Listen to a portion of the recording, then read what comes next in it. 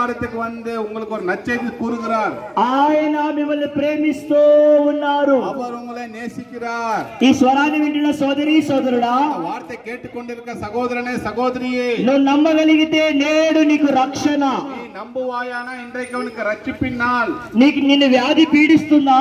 ஒருவேளை వ్యాధి உன்னை தொந்தரப்படுத்துகிறதா? యేసుక్రీస్తు రక్తములో విడుదల.